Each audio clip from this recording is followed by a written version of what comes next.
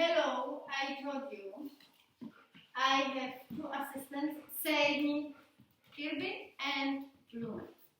Sejni. Sejni, ještě si tam.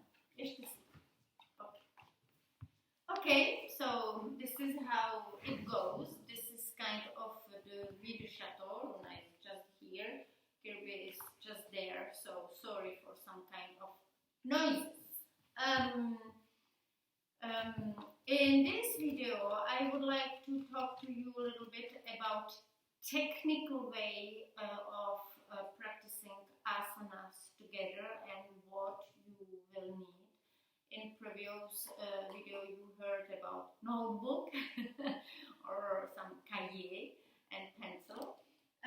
Now, you know, it is good to have some props. Of course, personally, I like to practice just without anything. Luna, you are not a star here. Okay. Because it makes me more free. But there are many postures that can be really much easier if we have some help. And I think that this is something that is valuable also in our life. Sometimes we need help, so we ask for help or we accept the help that is offered to us. And we don't nourish our ego by shame or feeling not good enough because we needed the help. So those props are also kind of medicines for our ego, and when we need help, we take it. So I have two blocks that can really help us, if nothing else, to sit on it maybe a little bit more comfortably. And also I have a belt, and the belt is very important when my arms and legs are not matching together, because the belt can really prolongate my arms and help me with flexibility that maybe right now or some days I don't have.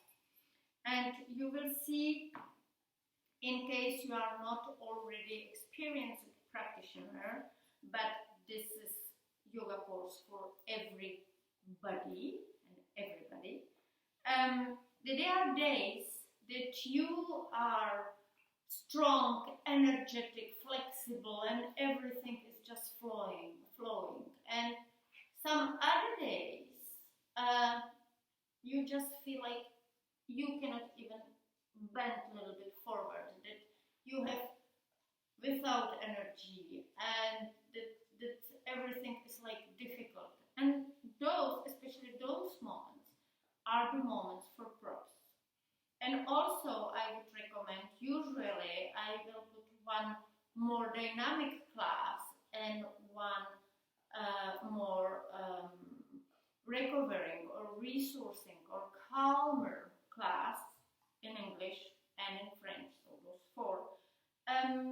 So you can pick up the one that suits more your mood and your energy that day that you decide to practice.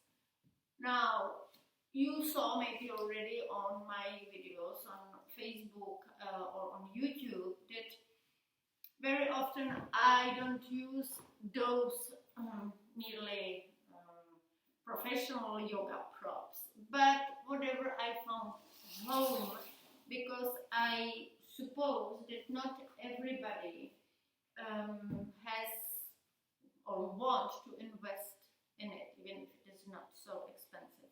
But you know, during the lockdown, we all experience the scarcity and impossibility to go and buy what we need.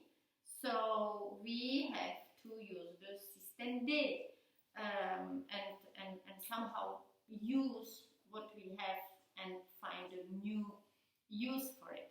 So those can be my blocks when I need it and I cannot find those. So if you have like book, if possible, stable book, it can be your book. And if you have little towel, you can use it as I showed, like instead of belt. What I really love to use are cushions. Those are squares, and I love them because they are from my dad, and he had them at the end, the very last end of his life. Now I sit on it, and somebody can say, "Oh, how you can sit on it? It was your dad." Because he holds me. He still holds me when I sit on discussions. And we will use them for more like restorative yoga, and also to feel cozy and fine, and for sitting meditation, unless you prefer to lie down, which is fine. Those are square, but sometimes it's good to have like this rectangular, little bit heavy pillow, 2, even 3, because we can lie down on it and have very nice support for upper body or for our legs. So this is, I think, what you will need. Of course, yoga mat, not slippery one. You need one that if you push a little bit, it does not really slip. Now, I'm sometimes practicing in my bathroom and I have nothing, or I practice on this carpet and it's fine. So this is what I have to tell you as a yoga teacher. After how you will manage your own practice, it's completely up to you. What is important for me, or from my point of view, is that at the space that you are practicing, it is a safe place, which means this already is not so safe. And another day I was doing some video about one standing pose, and I lifted my leg and I touched the Christmas tree. So it's not a big deal, but if it is the corner of the furniture, it can be dangerous. Also, some glass items, please try to take them out, or make sure that the space in which you are practicing, you can move around with your legs and arms. With time, you will have awareness, this proprioception of your body in the space. So you could practice in smaller space because you feel, that there is something. But at the beginning, it's really for your safety and security that your space is clean and safe from potential danger. I don't know if I forget something. If I forget something, I will write it down below the video, or you can, of course, ask me, but I think that for the beginning, this is already quite a lot. Okay, so thank you, and see you on the mat.